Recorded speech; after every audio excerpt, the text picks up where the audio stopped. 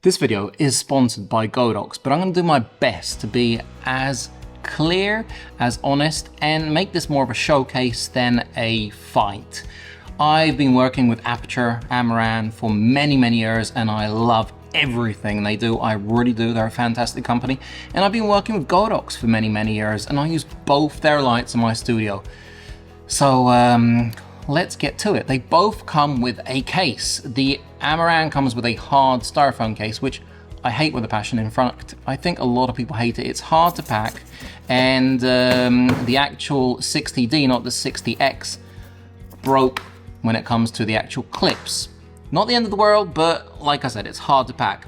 The Godox ML60 comes in a nice soft case, but it's very well padded. Your investment is going to be safe in this. I do prefer this. They have Velcro inserts inside, so you can basically change and move things around. It's a lot more flexible. Price, $199 for the Amaran, $179 for the Godox, which makes it more appealing to a lot of people already. Now, these guys are basically the same when it comes to output. There's very little difference between them.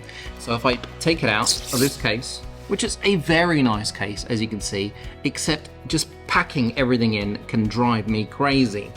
The Godox, let's get it out of here.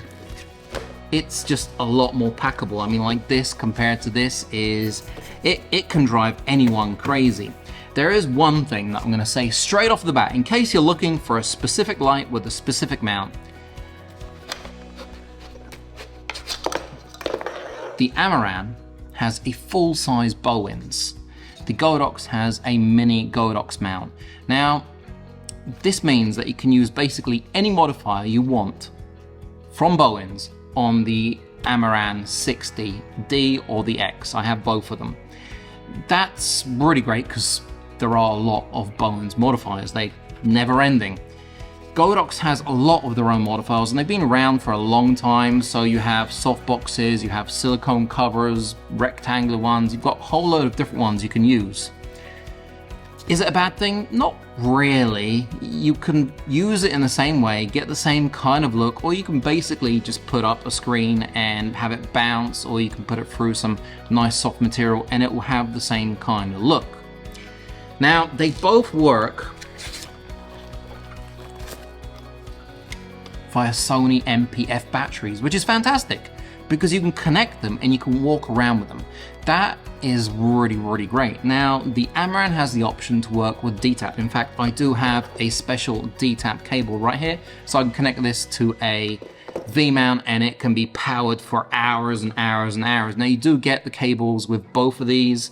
It's a really nice one from Godox. It's kind of a screw in and it feels really solid. Now, when it comes to tiny little umbrella mounts and tripod mounts, we have these. They're very similar. They both have an umbrella mount hole, so you can put umbrellas in them. If you're kind of, you're an umbrella guy, then you could stick that in there. And they both mount very nicely on top of your tripod. So you put it onto the spigot and, Bob's your uncle, everything works. They're both really solid and they both kind of tilt forward and back. So that is really fantastic.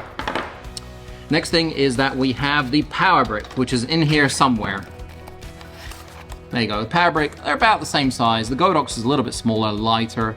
And like I said, it comes with all the cables you need. So we have a nice long cable with the Godox. If I can just rip it out of here. It's got a strong Velcro strap on it. And we have a nice long, much thicker cable with the Amaran. But if you want, you can pair these off the AC, DC, however you want, and it will work. Next thing, like I said, the Amaran one is very shiny inside. The Godox one is kind of matte on the inside.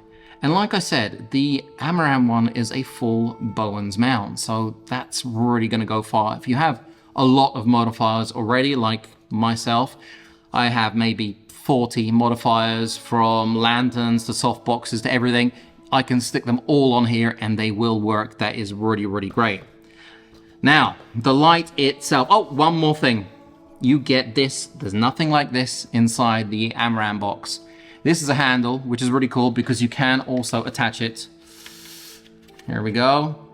Get in there like this, and you can actually hold the light. You can connect the light on top, and you can hold it and you can light people. It has nice little set of legs, so when you set it down with the batteries, it just sits there like that. I mean, that they have thought of a lot. You got locks on the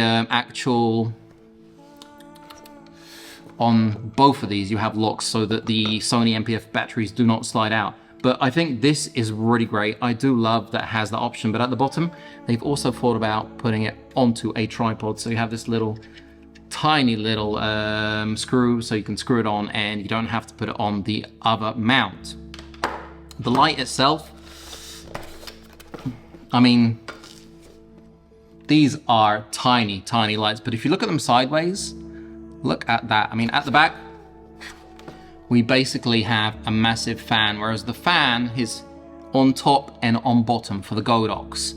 They're a little bit larger, and you know, that's also due to the fact that you have a full Bowens mount on the Amaran. They're both very nice, but you can feel that the Amaran is quite a bit heavier than the Godox. Now, on the Godox, we have a 1/4-20 at the bottom, much like we do with the Amaran. And the great thing about it, not all lights do this, so do pay attention. It has a glass cover for the COB, because both of these are COB LED lights. If you don't have that, which some companies don't add, if anything lands on top of the COB, it burns out and your light basically is trash worthy. So yeah, so like I said, it is more or less a pocket light. So why don't we turn these on and have a look at what they look like. I'm most interested in daylight because I film everything in daylight, so we're going to turn them on daylight and check it out. Right, so let's compare both these lights. Here we have the Godox at 1%. It's standing about 70 centimeters away from Philip's face on the right of the camera at head height. Now we've turned on the Amaran, also at 1%, which as you can tell is a little brighter. Both lights have their reflectors on for this comparison. For this next test, Philip will be standing exactly 1 meter away from the light source. First, the Godox at 100% brightness. You'd need an f-stop of 4.5 with a shutter of 50 and ISO of 100. The Amaran comes in a little hotter, so you'd need an f-stop of 5 to get the correct exposure during this test. The reflectors were off for this comparison. With the reflectors on, at 100%, the Godox comes in at f6.3, whilst the Amaran is almost blinding, rolling in at f16. This is no doubt due to the difference in reflectors. The reflector on the Amaran is larger and has a much more reflective surface, boosting its output. For this comparison, Philip is going to light his outstandingly beautiful mug with the Godox through a butterfly with diffusion on. This creates very soft light but keeps contrast. Lit at 100% with the reflector on. Once again, the Amaran comes in hotter in the same position with the same settings. To achieve a softer, more even effect, Philip would have to move the light further away from the butterfly, or he himself would have to move away to create a more evenly lit scene with the Amaran. To achieve a much more even, much softer look, Philip would have to bounce the light off the butterfly. Oh wait, he's already done that. What a clever chap. Here, Philip has aimed the Godox, set at 100% with the reflector on at the butterfly, evening out shadows and reducing contrast in the shot. The Godox looks great when bounced. It's definitely a look that can make anybody more attractive. As you can see from this example of Philip, he's gone from a miserable 4 to a hot 8. When comparing the Amaran in the same situation, there may be a teensy tiny difference in exposure, but generally it's a very similar feeling, and both do a fantastic job. This is a great way to light people, by bouncing light. If you have a 2x2 butterfly like Philip, that's great. If not, bounce it off a bedsheet, a white wall, or even the ceiling. If you like burning holes in your sensor because you're a little loco like that, then you can backlight. Here, the Godox is set at 2800 kelvins at 100% with the reflector on. It looks pretty dope in my opinion. Here the Amaran is set at 2700 kelvins. It looks pretty similar with only 100 kelvins difference. Still super dope. So as both these lights are bicolored, they can be used in tungsten and daylight. Here we are a little higher on the Godox with a Kelvin temperature of 6500. Chilly stuff. The Amaran looks identical at 6500 kelvins. Both these lights have a CRI of 96 and a TLCI of 97, so they are very accurate in their color temperature. The Godox also boasts 11 special effects compared to the 9 on the Amaran. Here, Philip is using a styrofoam bounce to enhance the fireplace effect. Someone pass me a sausage. Do you think Philip is making an idiot out of us? Or is he really watching TV? I bet he's watching Baywatch. Nah, scratch that. He's watching himself on YouTube. Actually, he's probably watching this very video. Wouldn't that be a freaky situation? Personally, I've stopped believing in Philip's acting skills. He should stick to camera work. This is him reacting to the very realistic lightning from the Godox. It's ridiculous. Mind you, I could believe the firework effect. I think he pulled that one off like a pro. You can easily change effects and their speeds on the screen, or via the Godox Light app. If you want to get back to CCT mode, just press in the mode button, and you're back to regular programming. Thanks for watching, and make sure to tip your waitress on the way out.